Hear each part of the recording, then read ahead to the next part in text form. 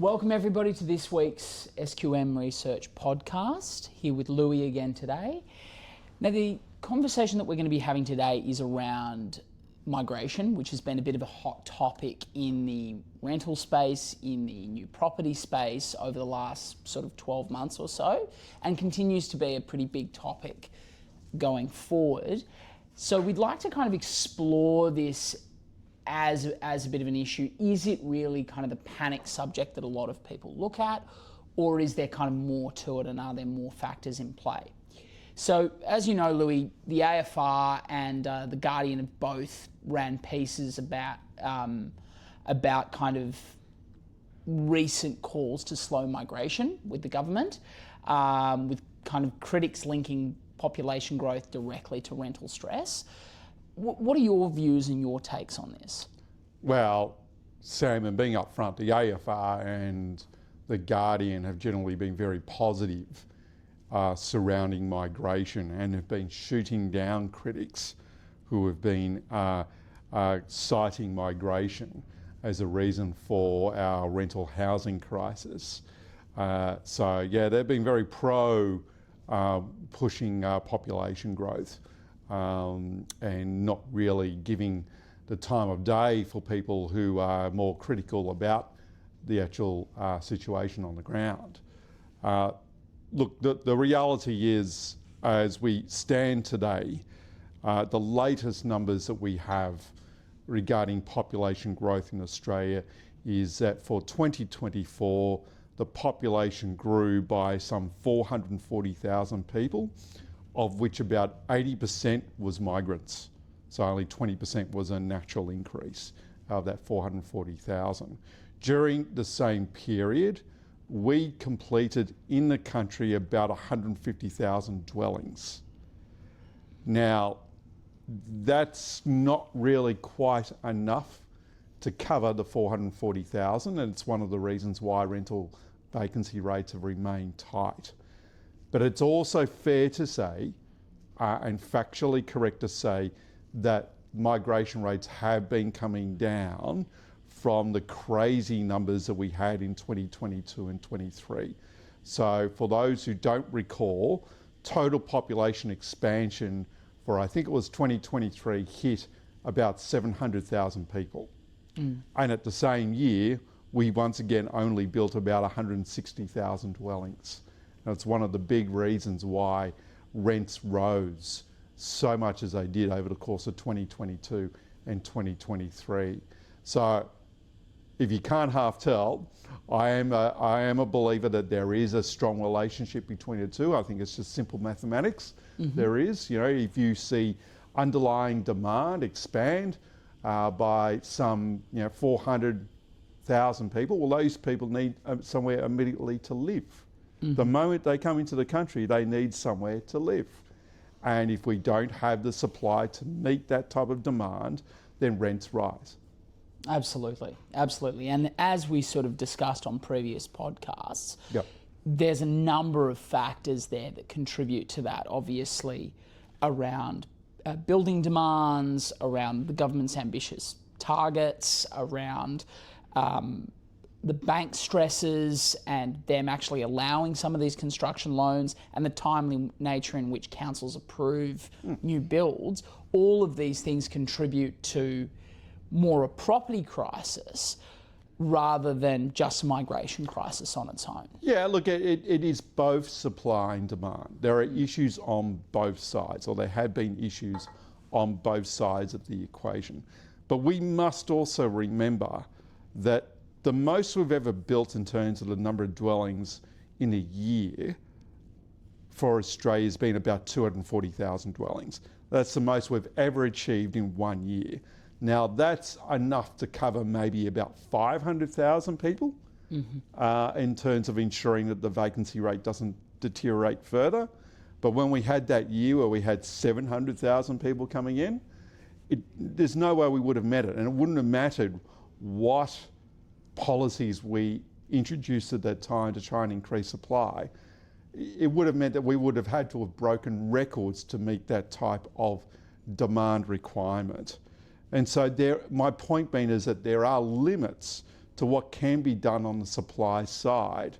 And so that's why the demand side is also a factor here in ensuring that we have a stable rental situation out in the marketplace. Why does it feel now like the migration issue has become more in the spotlight, despite the migration rates falling? Why does it feel like at the moment it's more in the spotlight than it was when we had those record highs in 2022 and 2023? Because the population, even though it has slowed down a bit from those very high levels, it's still at a level which is creating rental stress and overall housing stress, not to mention other factors such as stress on infrastructure, hospitals, education systems, and so forth. Okay, and this is the reason why we are seeing more anger out there. Now, yes, it has come down, but we're still nowhere near where we were prior to COVID in terms of long-term average levels, which was circa about an expansion of 350,000 people. I think if we were to get ourselves back down to that level, then we're basically then running within capacity. We're running within our natural capacity to deliver new supply to our new population. Are there segments of the housing market, i.e. apartments, inner city rentals, that are more exposed to migration-driven stresses? There's no doubt that there are certain geographical locations and potential property types which, let's just say, can move around a bit more depending on the levels of migration growth. So generally what we've found overall is that the bulk of overseas migration comes to Sydney and Melbourne first. Brisbane's also a city which is seeing a higher proportion of international migration come through, but it's largely Sydney and Melbourne. Now, within Sydney and Melbourne, what you generally find is that the inner city locations are the ones where you see new overseas arrivals centre themselves towards. So a lot of arrivals, of course, have been overseas students. And so they're looking to find accommodation near universities, and it so happens to be that many of our best universities in Sydney and Melbourne are within 10 kilometres of the CBD. Absolutely, absolutely. Now, obviously the thought would be to cut migration, but what would be the quantitative impact of cutting migration? And what are kind of some of the arguments that would be against this approach? Okay, so as we've stated before, migration has actually been slowing down already. Now, it's fair to say that over the course of 2025, there's been two things which have happened. Firstly, rental vacancy rates, while they remain tight, they have not got worse. They have actually stabilised, indicating for 2025, supply has done a better job in terms of meeting the demand out there. But I still think we'll record a shortage of sorts. Yeah. The other factor as well is that advertised rents have slowed down in terms of the rate of growth. Now, they're still running above the inflation rate. On our numbers, rents are rising around the country at about 4% per annum, which is higher than the CPI rate. Yeah. But it has come off significantly from the days when we were recording 20% per annum rises in rents.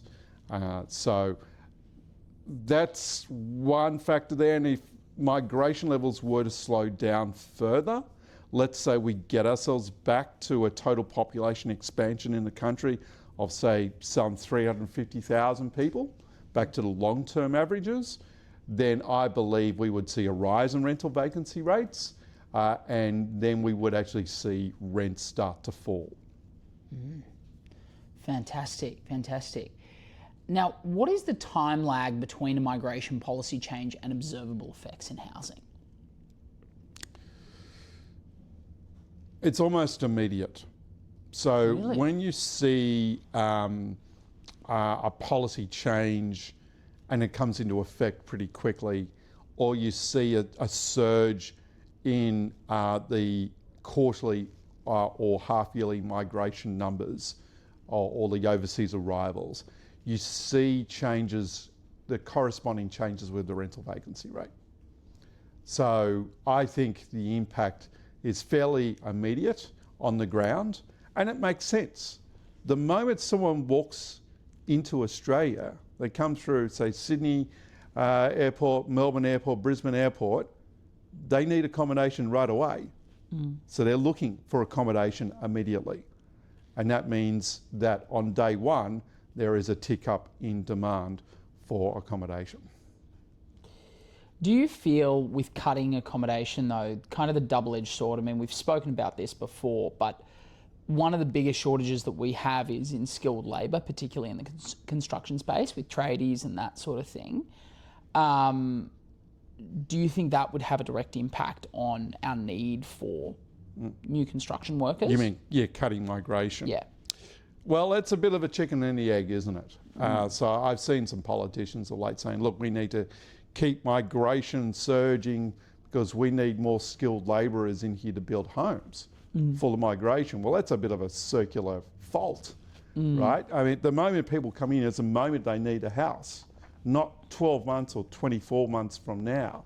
Now, what would be better would be that, okay, we slow down migration and we ensure that those people who are coming into the country have the relevant skill sets to build dwellings, to get themselves involved in the construction industry. Like a tradie visa almost. Yeah, exactly. That would be a better way of doing it. But the answer is counterproductive. You say, okay, we need more people in the country to build more homes. For what for? To cover the more people coming into the country. Exactly. It's a rubbish argument that sadly I've seen a number of politicians use and others who have a conflict of interest also use. And that's one of the reasons I suppose the government has looked at, creating free TAFE to upskill the citizens that are currently here and to encourage young people to go into the trades. Yeah, and those are good things. And I'm in all support of that.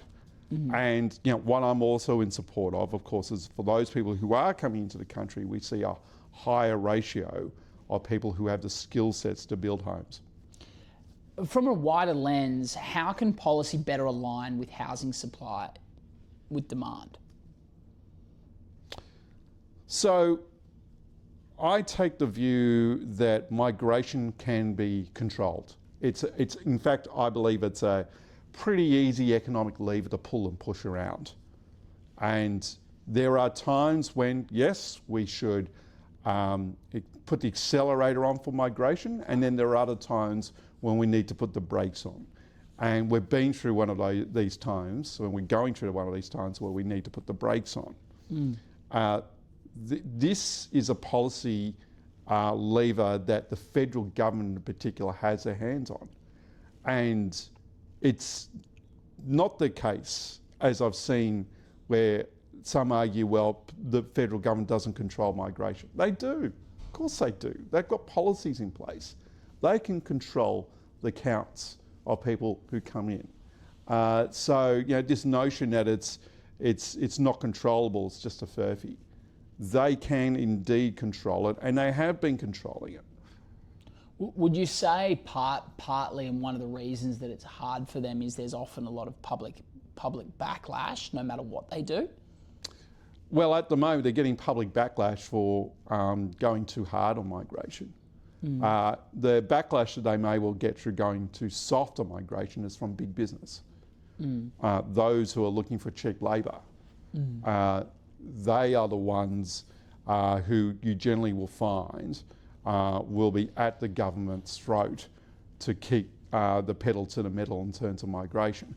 They so happen to be the ones who make the biggest donations to the political parties as well. Yeah, absolutely. Absolutely. Well, that's all we have time for today. Thank you so much for your time, Louis. As we mentioned in our last podcast, our next podcast will be around AI, which will be really interesting in the property space, and we're looking to have a guest speaker come on for that one. Thank you so much for your time. For any information that we have on the current state of the market and any of our demographics data, please visit us at sqmresearch.com.au. Thank you so much for your time. Thank you.